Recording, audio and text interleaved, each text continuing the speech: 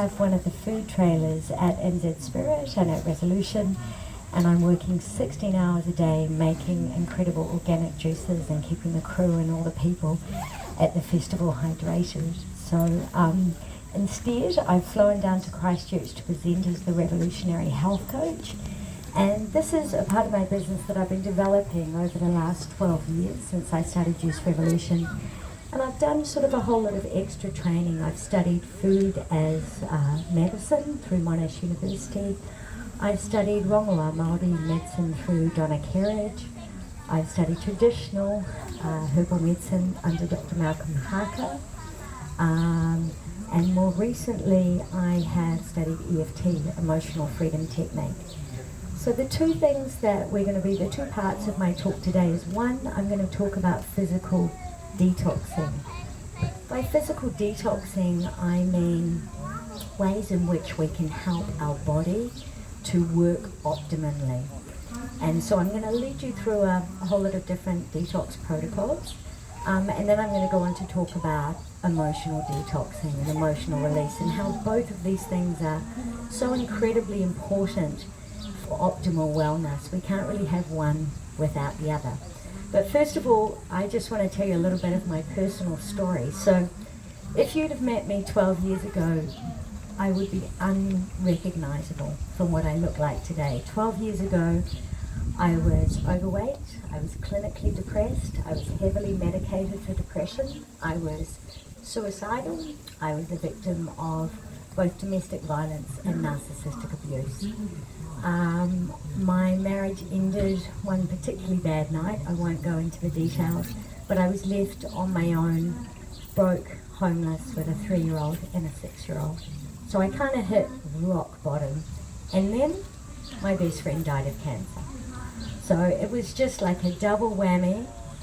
And sometimes, you know, these moments in life where you hit rock bottom are actually these incredible starting points and for these amazing journeys. And so my starting point was 12 years ago at rock bottom on Waiheke Island with a 3-year-old and a 6-year-old. And I watched a film called Fat, Sick and Nearly Dead. Has anyone seen the film? Yeah. So it's a really fantastic film. It's about a guy who is taking heaps and heaps of pharmaceutical drugs. He's been told he hasn't got long to live. He's got high blood pressure. He's got heart problems. He's suffering from obesity. And basically this guy just started juicing. And he didn't juice anything in particular. It was all organic. He just juiced whatever he could get his hands on. And he juiced his way back to wellness. And what happens when you juice is you're taking a whole plant and you're breaking the molecules down to sort of the smallest component possible, which makes them really highly absorbable. So basically, if you're eating a normal Western diet, generally your gut is pretty slow, and when you eat food, you lose energy. When you eat food, you're supposed to gain energy. That's quite a surprise to some people. Like, what do you mean when I have dinner, I'm not supposed to just comatose on the couch? No, you're actually supposed to feel fully energized and like get out and about. So what happens when you drink juice is you basically split the cell wall, and then you can upload the nutrients straight up into your bloodstream. And so when someone comes and visits me at the Waiheke market and I make them one of my organic green juices, the organic greens have been growing for me, and then they come to, as soon as they're cut, they go in a bucket of water. So they're still producing oxygen, they don't know that they're dead. I get them to the market, I put them straight in the juicer and I hand them to someone, and so they can get up to 20% more oxygen in their bloodstream from drinking one juice, and they feel high. And they're like, what did you put in my juice? You know, you're from Waiheke Island, you put some wacky stuff in there. I'm like, no, it's just honestly, it's just organic greens, you know. So we can gain energy through juicing, and we can also detoxify the body. And by detoxify the body, if you think of the body like a car, so would you drive a car for 30 years, 40 years, 50 years without giving it a service, without cleaning the filters, without unclogging it? Would you use your kitchen sink or your shower for 30 years or 40 years without unclogging it? So what happens over time, our filter organs, our kidneys, our liver, and our waste system becomes clogged. Our filter organs do a really, really amazing job for us. So our liver, which is constantly sorting through our blood and working out where to send everything. It's like, okay, I'm going to send that protein over to the hair follicle, and I'm going to send that niacin, or I'm going to send that down into the joints, and I'm going to send those omega-3s over there. And then it's like blue colouring. Well, what do I do with blue colouring? I don't know. I don't know what to do with blue colouring. I'm going to wrap it in some fat and tuck it away. You know? Oh, there's some plastic traces. Ooh, don't know what to do with those. Wrap it in some fat and tuck it away. So by the time we get to at least 40 years old, definitely 50 years old, we've got multiple deposits in our body, throughout our liver and our bile ducts, in our gallbladder in the form of gallstones or sludge, in our kidneys starting to form little crystals in there, and definitely in the 30 feet of gut that we have, that our upper intestine's the size of your baby finger, lower intestine's about the size of your thumb. You've got 30 foot of it in here. Okay, if you're going to eat a massive steak and you're just going to chop it in big chunks and chonk on it and just gulp it down, how long is it going to take that bit of steak to get around all of those corners and get out? How long is it going to take those proteins to break down? So what ends up happening is these corners of our digestive system get clogged up, and we end up with our digestive system narrowing. It ends up slowing down. People can get to the point where they have what's called a stacked gut. And I'm sure you all know what someone with a stacked gut looks like. Generally they're out here. And then once their gut's backed up, then their liver backs up. And then their liver's out here. And these people feel terrible. They're usually in pain, they have no energy, chronic fatigue syndrome is rife, and often pain and inflammation conditions will come up as a result of it. So, how do you detox the body? How do you do it in a way that isn't going to put you under a huge amount of stress, that's not going to be too difficult? So there's lots of levels of detoxing, and it's really important to remember, especially if you're just starting on a detox journey, don't leap into a 7-day water fast. Start down this end. So this end is going to look like clean, vegan, organic eating. A lot of people get stuck in what I call the salt, sugar, fat triangle. So they have something salty and then they're like, oh, I want something sweet. They get a bit stressed, oh, need hot chips, and they just, before they know it, they're going from hot chips to chocolate to a meat pie and back again, and they just get stuck in this craving triangle. What happens is if you take a week out and you're going to go, okay, I'm going to eat raw vegan this week, then what you crave changes. Everything changes. And so then you're like, oh man, I love those carrot sticks and hummus that I had last week. Let me eat that. The cravings for that salt, sugar, fat thing drops away. So at one end you could just try adjusting your diet. I mean, it's ideal to do it long term, but even just for a week, you're like, okay, I'm just going to try this for a week. I've got a fantastic little recipe book here that I've written. And you could just eat from that little recipe book for a week and see how different you feel. Check in, oh my gosh, my joints don't hurt so much. Oh wow, I have more energy. Gosh, when I ate that meal, I didn't just want to crash on the couch. I felt like going for a beach walk after dinner. And then as you sort of move up the scale of ways that you can detox, the next thing up from sort of raw vegan eating might be to do juices and smoothies. Or it might be to introduce a juice and a smoothie into your day. One of the things that I really recommend that people do is they look at their kind of acid, alkaline kind of spectrum. So an acidic body is a body that is readily able to reproduce cancer, bacteria, and viruses. So if you're a scientist and you're in the lab, you use a petri dish which has an acidic base in it, an agar base. So that's what you use to grow cancer, bacteria and viruses.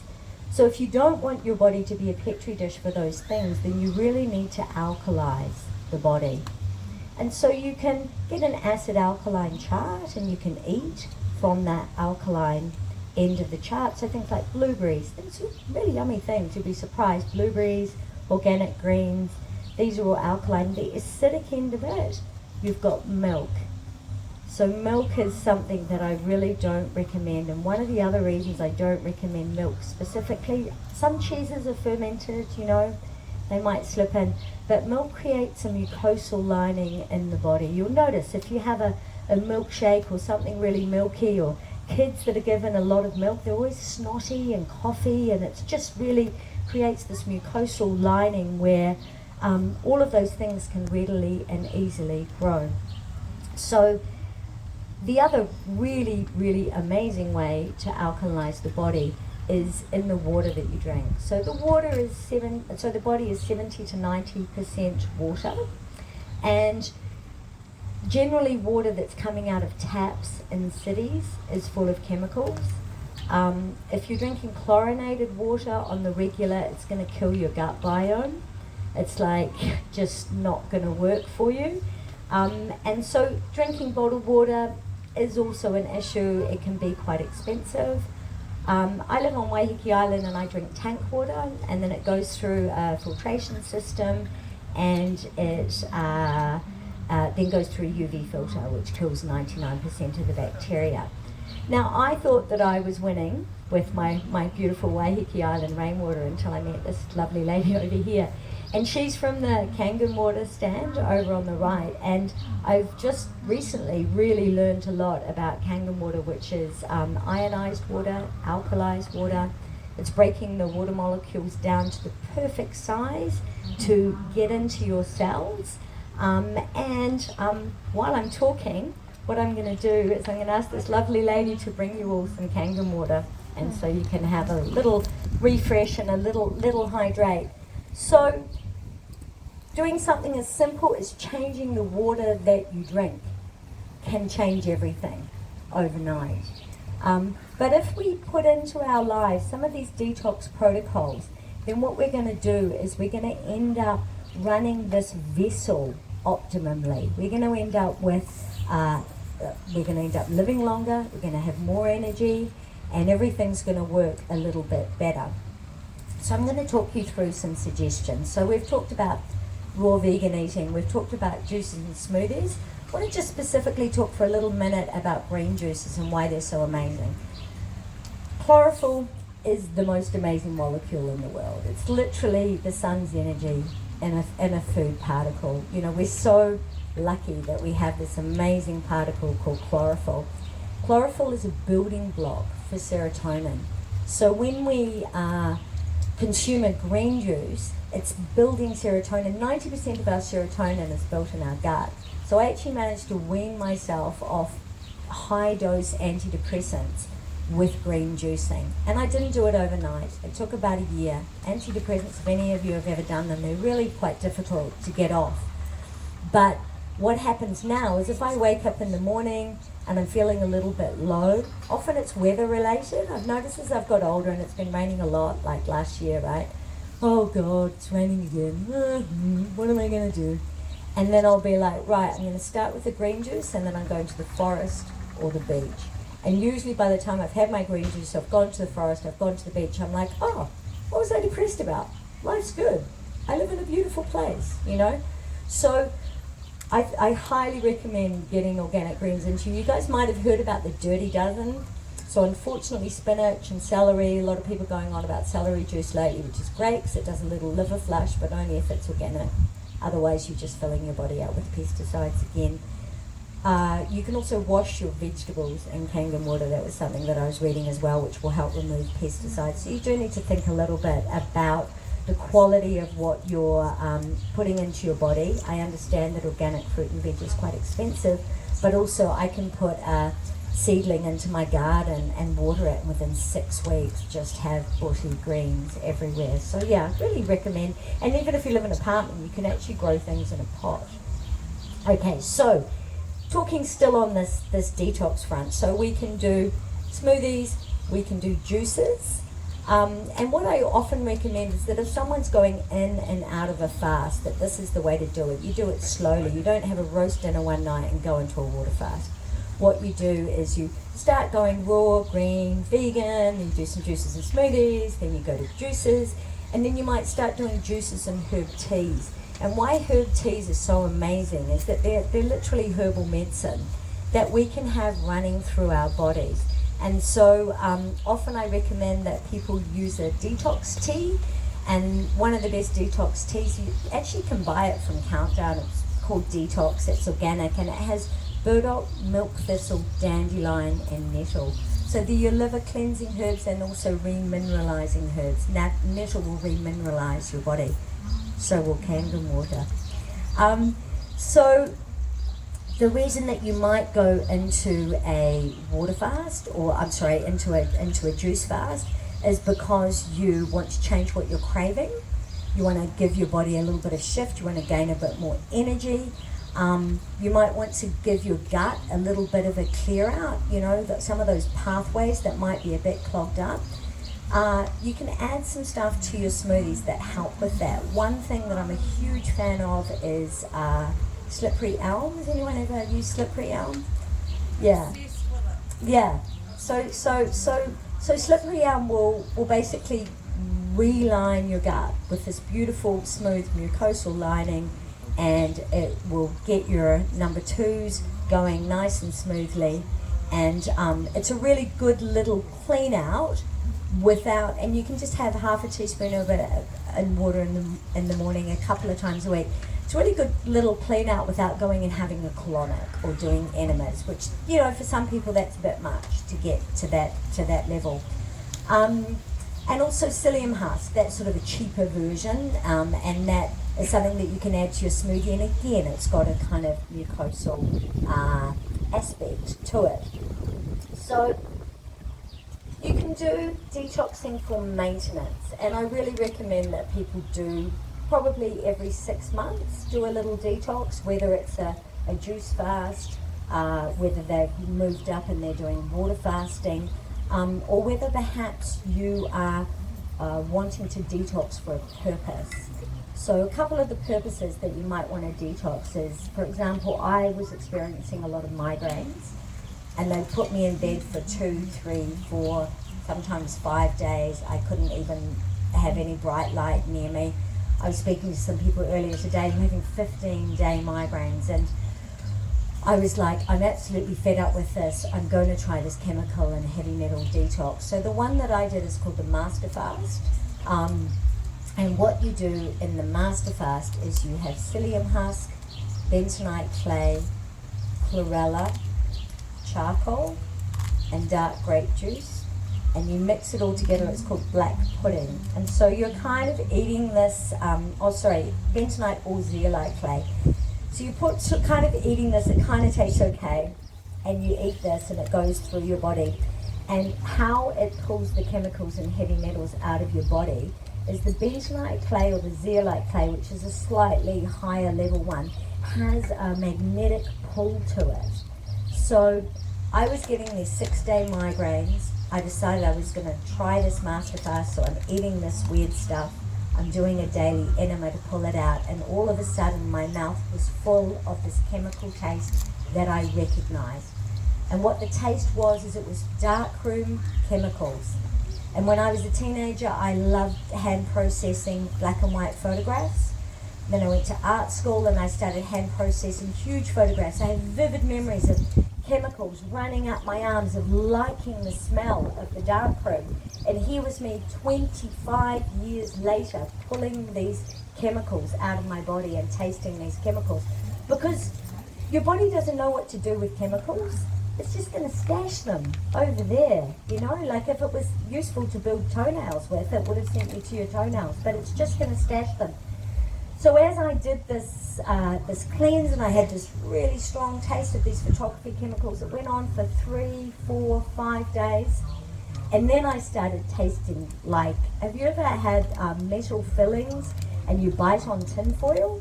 So that was what was going on in my mouth. I was tasting lead and I was tasting mercury. And so how does this stuff that's going through your tummy get the chemicals from the back of your throat and out of your body? And that's the thing. Once you start doing a process like that, you have to realize that what's happening is osmosis. So that heavy metals in this cell are getting pulled into this cell, into that cell, into that cell, and slowly but surely, that's why it takes 7 days, slowly but surely they're getting pulled down into your gut and you're flushing them out of your gut. And so, there's really only 2 exit pathways for the human body. You've got your bowel or your urinary tract. And so it's kind of seems a lot easier to get stuff in than it is to get stuff out. And so that's why when we are detoxing for a purpose, for something like chemical and heavy metals, you do usually need to do something like enemas. And no one really wants to talk about enemas, but I've discovered a really simple way of doing enemas. You can actually get a shower hose attachment. If you have a shower hose attachment and a bucket, and you can actually give yourself a flush, release it into the bucket, chuck it down the toilet. So a lot of people go, I'm never doing that, But in actual fact, like if you want to get rid of 6, 7, 8, 10-day migraines, and you can do it in a week, and all you've got to do is deal with that part of it, then actually it's worth it. It really, really is worth it. So, on another level, we can talk about water fasting. And, I talked about how you can use herb teas. And so we've talked about, at one end we've got our raw vegan diet, at the other end we've got our water fasting. How and why would you water fast? What are the reasons behind it? And it's really important to know why you're doing it. I certainly wouldn't encourage anyone to do water fasting for weight loss. The reason that we usually water fast is because we have a chronic condition that's kind of out of control, and it's just our body is having like an autoimmune response. Like, for example, after I had COVID, and I really didn't have a very bad case of COVID, I didn't even really get a sore throat. But at the time that I got COVID, I had a little bit of a sore back injury. And so my immune system was like, oh, what's this freaky man-made virus? I'm going to react to you, and then I'm going to react to everything else. And so I ended up with a chronic pain condition that had me bedridden for near on 7, 8 months. And I'm a goddamn health coach, so what's going on? I'm eating all the good stuff. But what happened is I developed a thing called MCAS. Has anyone heard of MCAS? It's called mast cell activation syndrome.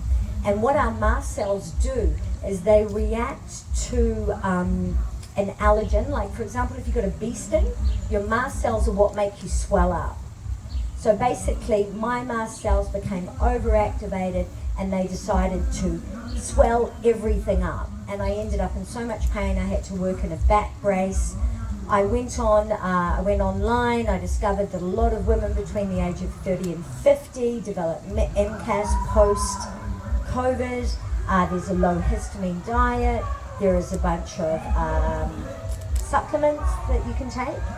And I did all of those things, and I probably got 25% better. And so then I had people like my sister saying to me, oh, it's just getting old. You're just going to be in pain. It's just the way it is, I'm in pain all the time too. It's the way it's going to be. And there was this little bit in the back of my mind that was just going, hold on a minute. I just, didn't this happen after COVID, and I just doesn't, this amount of pain, it just doesn't really make any sense. And there was a part of me that was almost like ready to give up and go, this is me now. This is my life. I'm just going to be one of those people with a chronic pain condition, and I'm just going to accept it. But then I was at Ended Spirit North Island, and I'm usually madly busy in the juice bar doing all the things, and I walked past this guy's talk, Jason Sean Bennett. Has anyone heard of Jason Sean Bennett? I walked past his talk, and he was talking about water fasting.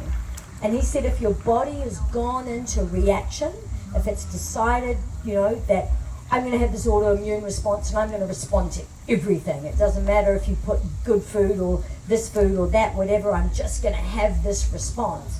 Then what a water fast does is it stops it in its tracks and the body will reset itself. So here was him saying, oh, day 3 all your pain and inflammation will be gone. I'm like, yeah, right, mate. He's like, day 5, 6, your chronic fatigue will be gone. Day 7, you'll be busting with energy. And I was like, yeah, right, mate. And I got back to Waiheke Young. I didn't have to feed my kids for a week. Like, I don't recommend trying to fast when you're trying to feed other people. You really need to give yourself a little bit of a window. You can't make someone a steak and have a glass of water. It doesn't work like that. So I gave it and I was like, all right, I'm going to give it a shot. And so I drank some water the first couple of days. I'm like, oh, it's starving, But actually my body was kind of like, this feels good. My mind was like, I hate this. And he said that in his talk. He said, when, your body's going to love it, your mind's going to hate it, just kind of deal with your mind and let your body get on with it. So sure enough, I got on with it. Day 3, oh my God, all the pain and inflammation's going. Holy hell.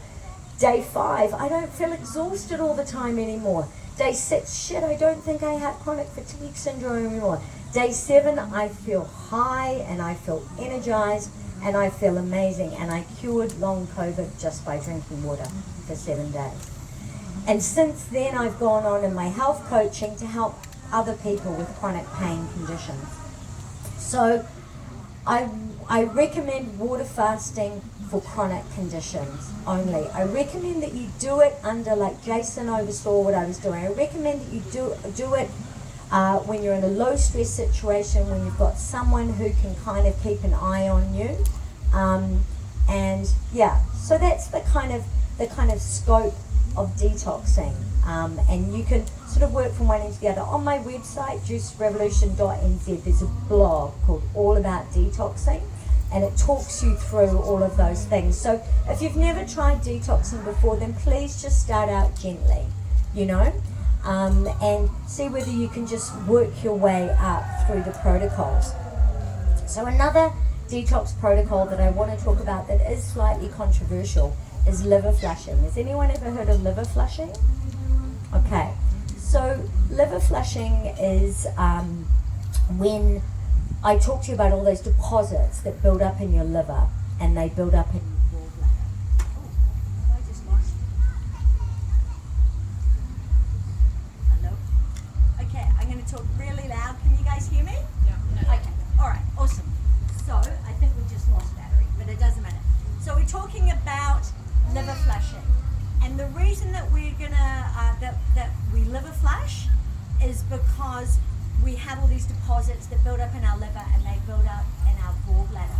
So the liver flushing protocol involves malic acid. So you find malic acid in organic apple juice and you find malic acid in apple cider vinegar.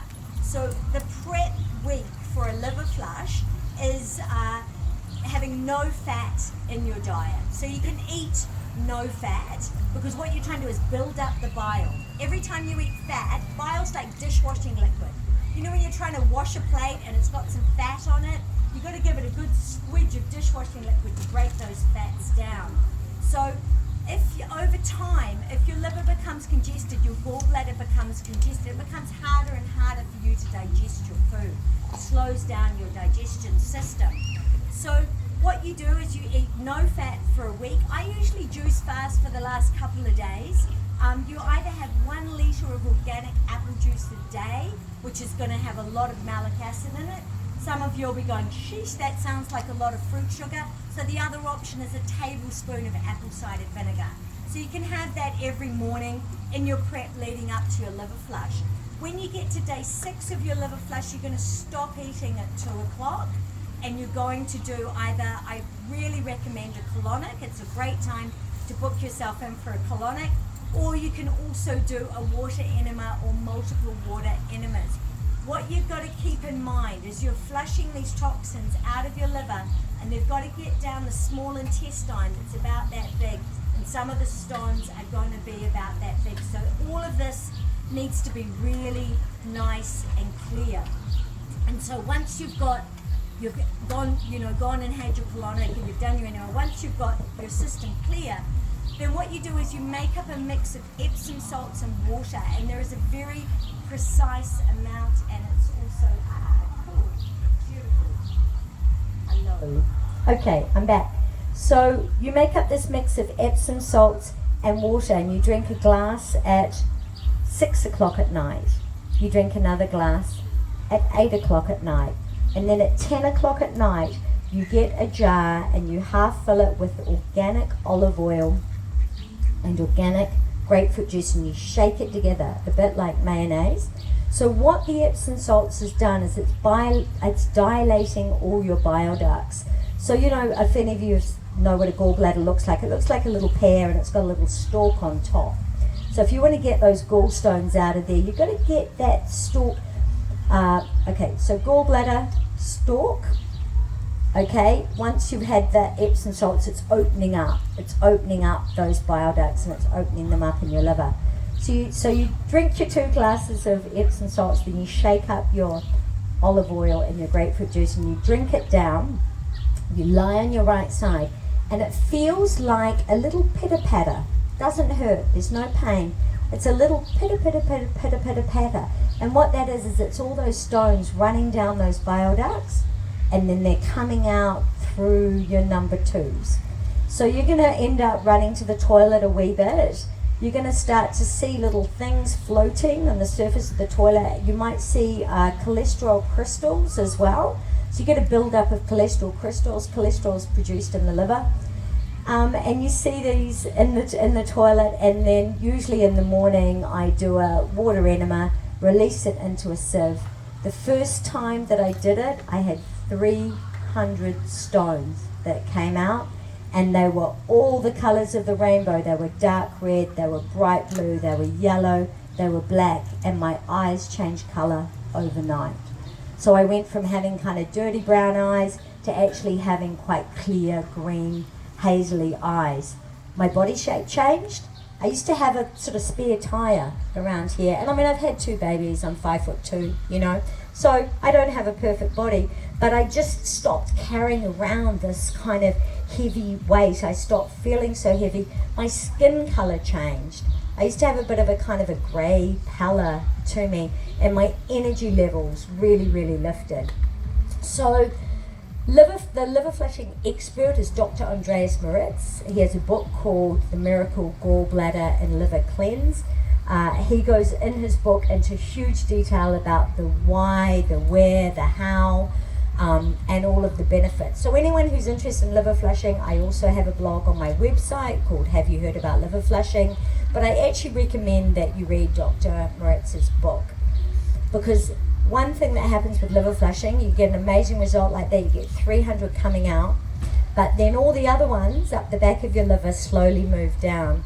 So he actually recommends that you can continue to do liver flushes regularly until you don't see any more stones. So in my case, I thought, okay, well, I'll keep going. I saw quite a few.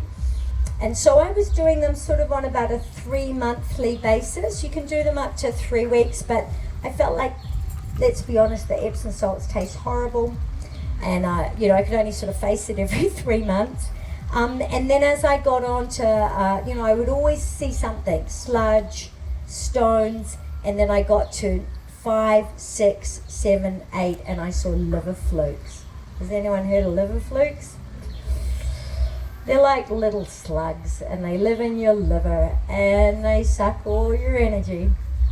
And sheep are full of them, and cows are full of them, and people who eat rare steak or liver, kidneys, you're probably going to end up with these parasites in your body. And so people who are super, super low energy are probably having some of their energy stolen by parasites. And no one really wants to think or talk about parasites. However, parasites exist. We cohabit with them to a certain extent. However, once they get to a point where they're stealing more energy, then we need to do a parasite cleanse. So I recommend, there's 2 New Zealand brands of parasite cleansing herbs.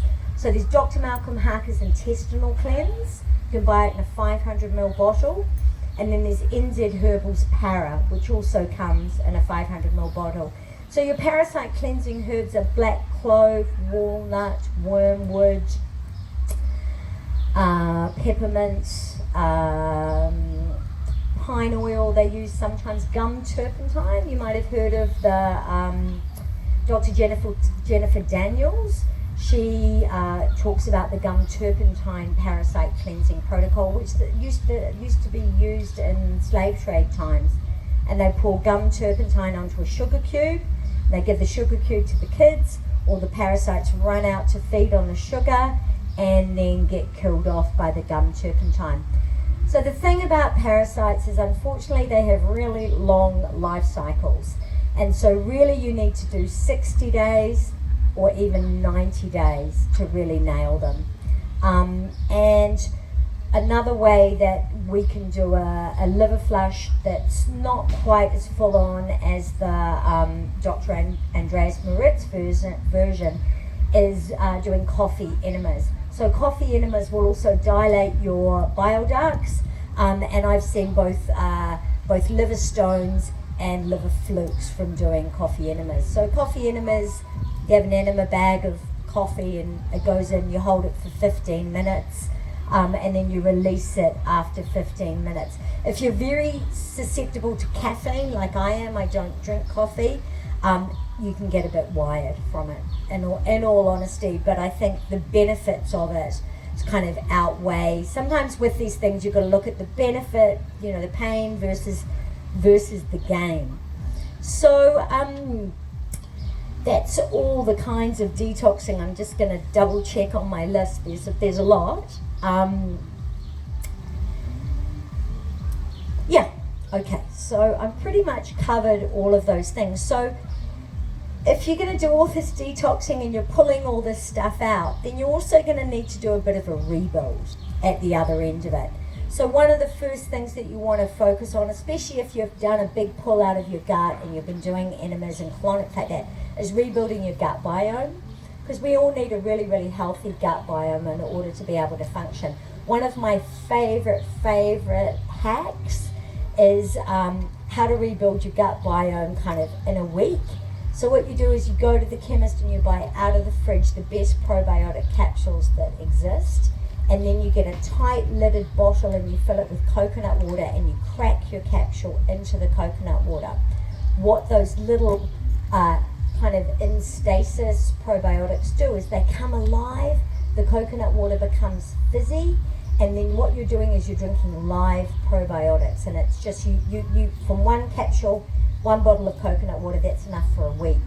And it's just the best way to rebuild your gut. But you can also look at other ways of helping your gut along. So every single country basically has their gut building thing. So you're going to have sauerkraut from Germany, you're going to have kimchi from Korea.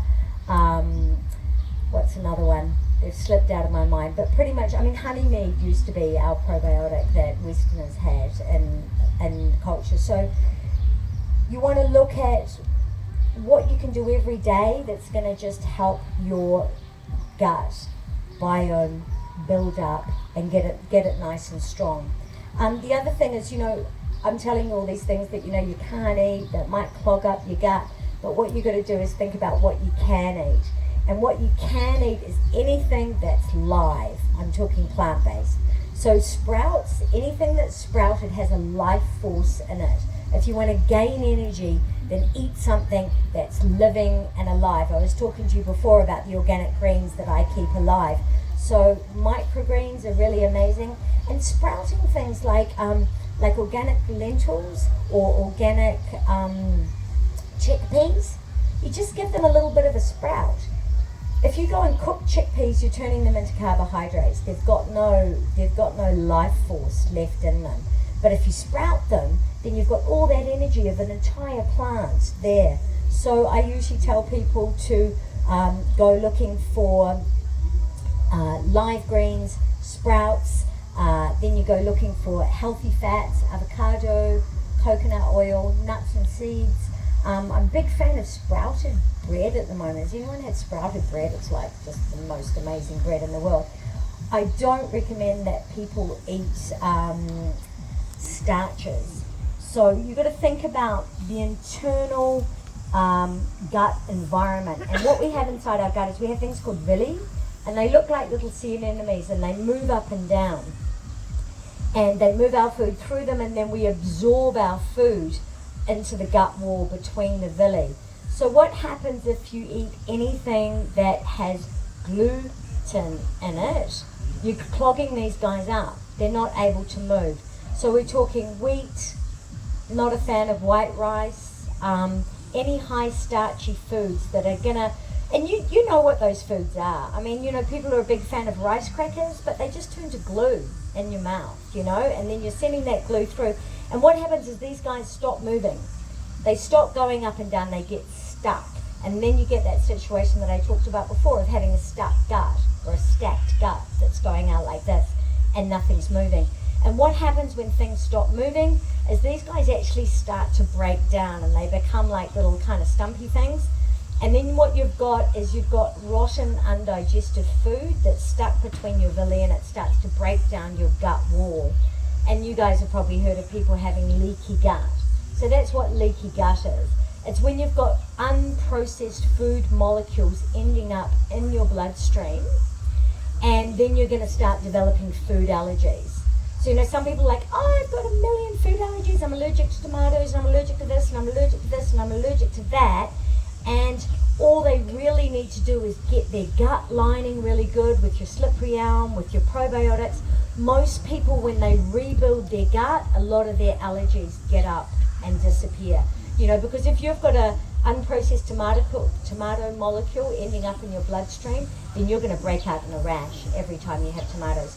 I'm not a huge fan of tomatoes in the nightshade family. They're quite high histamine foods, and because of my history with NCAS, I tend to avoid high histamine foods: strawberries, tomatoes, nightshades. So so that's the diet that I recommend. Live foods. And I also recommend that when you eat, you move.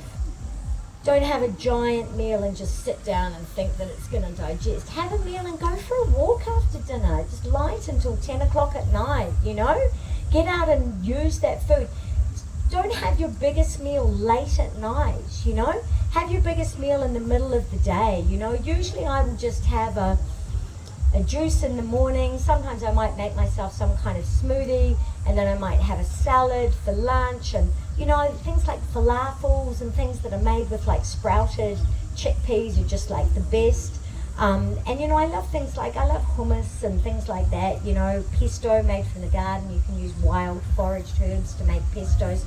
So, you're not starving here. It's actually really, really yummy food. But we're just not hitting the standard kind of, the meat pie or the hot chips, or having a packet of chips and then wanting some chocolate and getting in that salt, sugar, fat triangle, getting stuck in there again. I would like to give you all a challenge that the next meal that you make, maybe when you're at home, because I know we've got festival food here, although I think there's some pretty good food up there, is that try and make your bowl as live as possible, as colourful as possible. One of the really powerful anti-cancer fighting foods are red foods, red berries, beetroot. They're really high in resveratrol. And resveratrol actually has the ability to disable PB1, which is a cancer protein. After I lost my dear friend to cancer, I sort of went down this rabbit hole of like, what's the best possible anti-cancer diet that you can have, and I made this little recipe book. I used to be an artist, and I find talking about cancer is just a bit not nice, so I made it really, really pretty, and I painted lots of beautiful watercolors, and so it's a really delightful little book, and it's got suggestions of what you can have before breakfast, for breakfast, for morning tea. It's got things like what we got in here. We've got the detox tea in here. We've got green juice in here. We've got a bliss ball recipe. We've got a bliss ball recipe that you can use CBD oil in as well. So you can make special bliss balls. There's detox salad. There's wraps.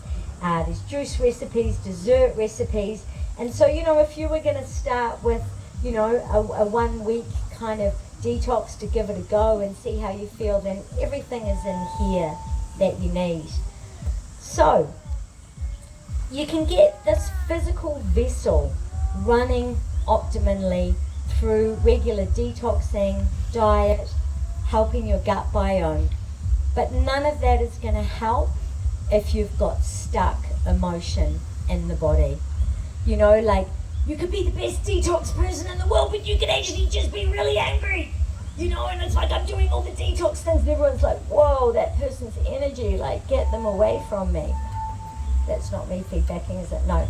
So what I realized along the way was that as I was detoxing myself physically, I realized that I was also holding quite a big emotional load. You know, as I explained before, I'd been a victim of domestic violence, I've been a victim of narcissistic abuse. I was parenting 2 small boys who were like a 2-man destruction team for like 12 years, and having to be mum and dad, you know? And so I was holding a lot, and I used to be a much angrier person than I am now. And what I realized along the way was that what I needed to do at the same time as detox physically, I needed to detox emotionally. So what does emotional detoxing look like? It could be talking to a counselor, although what I discovered with talk therapy is that usually you retell the story, it gets really heightened, you let it out with the counselor, you feel slightly better, and you go home, but you're still carrying the story, you're still carrying the emotions around it. And so what I discovered was this amazing new technique which I trained in over the last 3 years called EFT. Has anyone heard of EFT? So it's called Emotional Freedom Technique. And what EFT does is it uses acupressure point tapping as you feel your emotions to pick up your emotions and move them through your meridian lines and out of your body. The first time I experienced it, it was magical, because I would often go to my friend who was an EFT therapist, and I would trade juice for EFT. I trade juice for pretty much everything in my life. It's kind of amazing. Massage or printing or whatever, you know, juice is my currency. And so I was trading juice for EFT, and I would often go in there and I would mostly be overwhelmed and not coping, as most single mums managing a couple of toddlers on not very much money generally are. And every single time I would come out, I would not be overwhelmed and I'd be coping. And I was like, wow, this stuff is amazing. And so then I did some more research and I did some more training, and then I got a deeper understanding of why it works and how it works. So out of pretty much everyone on the planet, the Chinese have got deep knowledge, you know. And you will have heard of things like Qigong and Tai Chi and all of these practices that use the meridian points in the body, or the meridian lines in the body. Basically what the meridian lines mean is we're talking about the nervous system. And so when you're holding emotion in the body, generally it's locked somewhere in your nervous system. And what you can do is you can do acupressure, but you know, it's kind of needles. It's, you know, I'm a bit needle phobic. So what you do if you go and see an EFT practitioner is you go in and you tell them how you're feeling. You don't say, this happened with so-and-so, or this happened 20 years ago, or blah, blah, blah. You go in and you're like, I'm feeling sad, I'm feeling overwhelmed, I'm feeling frustrated, I'm feeling this, I'm feeling that. And the EFT practitioner will just write down this list of things that you're feeling, and then they'll go, all right, let's go. And you follow the EFT practitioner, and they tap their body as you tap your body. And the beautiful thing about it is that as a practitioner, you're clearing stuff. You're not taking on other people's stuff. So it usually starts like this. You start with this kung fu point, and you say, even though I'm feeling completely overwhelmed and I'm not coping, I still love and approve of myself. And then you start, these are the points, just so you can see them. I'll just stand back a little bit more. You're like, oh my God, I'm so overwhelmed. Everything's doing my head in. Managing my 2 toddlers is just too much. Oh my God, I hate being on my own. I never planned this. I got married because I wanted to get married. All these feelings that are driving me mad. You know, what am I going to do about it? It's all too much. I'm so anxious. I'm going to pick them all up. I'm going to grab them. And then you let them out through your hands and your feet. And what happens is it goes 5, 4, 3, 2, 1. It's like changing gears in a car. And what you're doing is you're moving them through your meridian system and you're chucking it out of your body. And then when you finish an EFT session, you do a very specific eye movement. And what it does is it puts an end point on it and it locks them out. So through EFT, I have dealt with sexual abuse. I've dealt with grief that people are suffering and carrying in their bodies. I've dealt with trauma that's been carried from accidents. I've dealt with all kinds of emotional distress, and I haven't had to bring people into that space of bringing the trauma up and making it alive for them. And it can literally just be, you know, if someone's feeling sad, and we'll do a couple of rounds around that, and then we might dig a little bit deeper. What's really making you feel sad, or when's the last time you feel sad? And sometimes what we'll find, because emotions have no concept of time or space. So if you feel sad now, it's linked into every single time you felt sad. And so that's why sometimes, like, something sad might happen on the TV and you completely overreact. And it's because you're bringing all of the sadness from your whole lifetime with you. And so by the time you get to 30, 40, 50, you can now experience some really big emotions and some really kind of like off the scale emotions. Like someone will trigger you and it's just a little thing to them, but to you it's massive because this feeling has got such a big emotional loading, and it happened when you were 12, and it happened when you were 6, and it happened when you were 3, and now someone's done it to you and you're 40 and you've had enough, you know? So the beautiful thing about EFT is that what it will do is it will change things forever. And so I'm no longer really an angry person at all. I no longer feel this kind of deep sadness that would send me to bed for days. I don't even hate my ex anymore, and that's big. That's really, really big. I now feel compassion for people who are abusers. You know, I now feel compassion for people who are narcissists. What a sad life. What a terrible life. Look at my great life. I'm surrounded by all of these beautiful people. So emotional release is a really big part of it. But EFT is just one form of emotional release. And here at the festival, there's so many incredible kinds of emotional release. I mean, there's been shamanic shaking. We've got Marcel Hoff here with his breath work, somatic movement. You might have heard about somatic movement.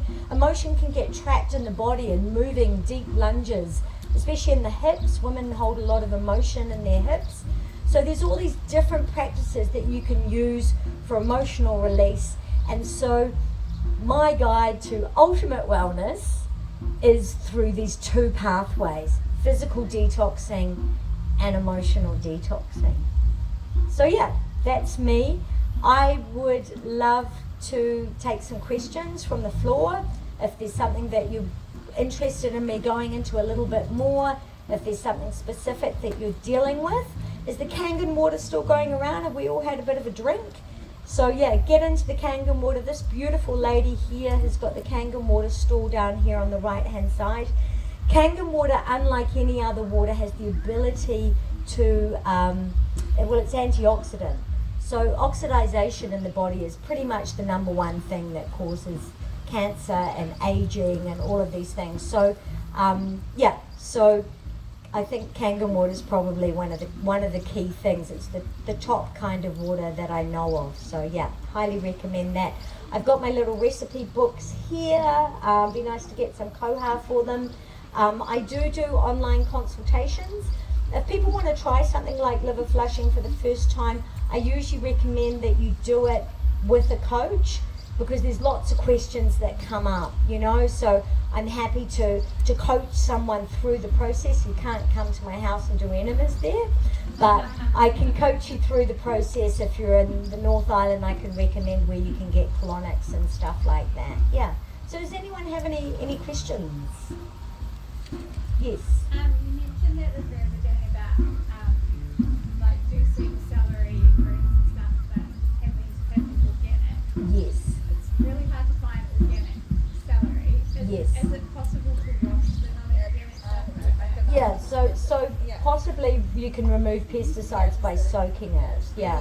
I'm doing this for 9 years, and we check every single one. Is hardly you can find actually organic stuff. Yeah. So we have the machine which we Japanese producing. It's machine creates 7 different pH, and one of the water removing pesticides and herbicides, and we tested many times as well. Yeah, so you can use something like Kangen water. Another thing that I've heard people use is apple cider vinegar.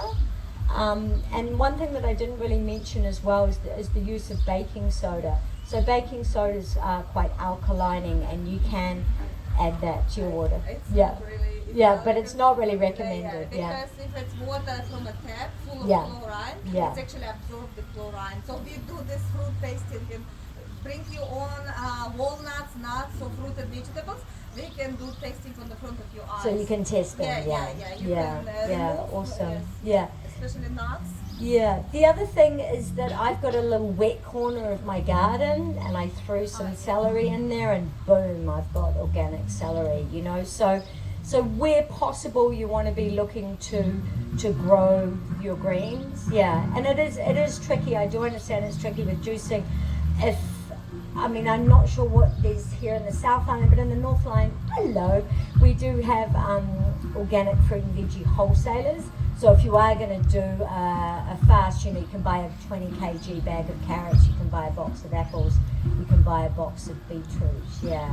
Yes. Also, online you can buy a total garnish, which is like it's got like this little machine that runs some sort of blue light, Okay. and it neutralizes the pesticides in Yeah. food. So Yeah. it's maybe like a few $100. Yeah. Yeah. And one of the things is that if you are regularly detoxing, if you do have a regular detox protocol, then this stuff is not going to build up in your body as much, because the last thing I want to do is put anyone into a headspace where they're afraid of eating. I had a big discussion with some friends before I came to do this talk today, because a lot of women are emotional eaters. A lot of people are emotional eaters. So there's a lot of emotion tied up with eating, and it's quite important, like how I said, that when you fast, your body loves it, but your mind doesn't. It's really important to make that definition when you're fasting, that to really check in with your body, because generally your body's pretty happy with it. It's like, oh, phew, I don't have to spend all day digesting again. Oh God, we're not having midnight snacks. Yay, I can do, because between 10 p.m. and 2 a.m. your liver does a little self-cleanse. And that's the other thing, is that your organs will do a little self-cleanse if you give them enough time and space. Like, you're supposed to be like a snake and eat a meal, and the lump goes through and it comes out the other end, and then it's empty again. You're not supposed to be stacked full all the time. And so, say if you're a kidney and you've been doing a really good job of filtering out all the stuff, and you've got these kind of little bunches of crystals there, and then you're having just water for a couple of days, you're like, oh, I could let go of that. I could let that go. And so the other kind of fasting that I didn't really mention was intermittent fasting. A lot of people have been getting into doing intermittent fasting, and that's actually a good way of giving your body a nice fasting break every day. And so, people will maybe eat for a 5-hour window or a 7-hour window, and then they won't eat for a bigger window. And it just gives your body an opportunity to do a bit of a self-cleanse. It is good for weight loss. It shouldn't really be your primary reason. I always think that, as I was explaining to a friend before, we all have different body types. I'm Welsh and Irish. I can detox and fast all you like, but I'm never going to end up being 5'8" and skinny. I'm just not. It's my body type. So we've got to learn to love our bodies the way they are, and love being in healthy bodies. That's what we've got to learn to love, is feeling healthy, not necessarily whether we look a specific way, because let's face it, every year fashion changes. One year we're all supposed to look like sticks, next year we're all supposed to have big bums, it's ridiculous. So what we're going to do is love our body type, and then love feeling optimally well. That's the key. Anyone else? Any other questions? I have a question. Yeah. It's like you said we can clean the gut within a week from Yes. like the allergies, Yes. sort of. What about celiac disease? So gluten intolerance, and then can we actually do something? Yeah. So just- any digestive issues will be helped by creating a better inner terrain. So, you're always going to be helped by something like slippery elm. You're always going to be helped by something like psyllium husk going through there. You're always going to be helped by having pre-digested food, which is going to be smoothies or juices. All of these things are going to make it, the easier that you make it for your gut when you have a gut disease, is the easier it's going to heal. It's going to be really hard for someone with celiac disease to improve their health if they're having big chunky bits of meat and kind of deep fried stuff, So I believe that we can heal anything. I really do. And I know that people get diagnosed with celiac disease, and sometimes it can feel like a life sentence for people, and it can really weigh on them quite heavily. But I believe that by following a healthy gut protocol, that essentially over time you can shift it. I mean, in actual fact, every 7 years, every single cell of our body reproduces itself. So then it makes perfect sense that within 7 years, you could not be a celiac if you really do look after your gut health and look at it. Yeah. But I'm not a specific expert on celiac. I do have to say that. And absolutely there's a big list of foods that you would avoid, and you would always pretty much for a lifetime stick to those. But maybe you might get the symptoms to subside and disappear. Yeah. Anyone else? Yeah. Do you recommend a certain time of the month for women to fast when they have their hormones? Yeah, so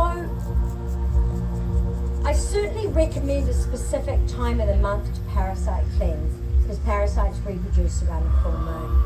So you really, and when I did have an active tribe of liver flukes, I would actually feel them wiggling around at the full moon, and I would get itchy dots all over my liver, and it used to terrify me.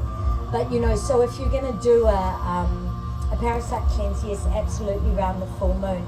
If you're menstruating, I wouldn't pick that week to do a water fast, But a juice fast could be amazing, because things like beetroot juices, beetroot, carrot, turmeric, ginger, all of these things, and women often experience a lot of bloating with their menstrual cycle.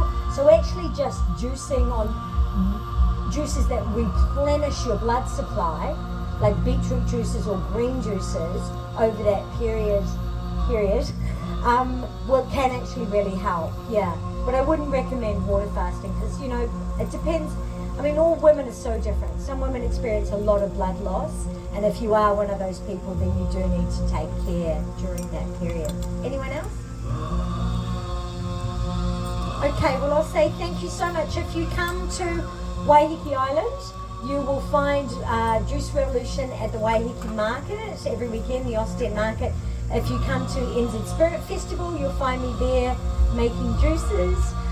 If you want to do any of these fasting protocols and you would like some further advice, or if you'd like to do a consultation with me, I can probably do one here at the festival in the next few days.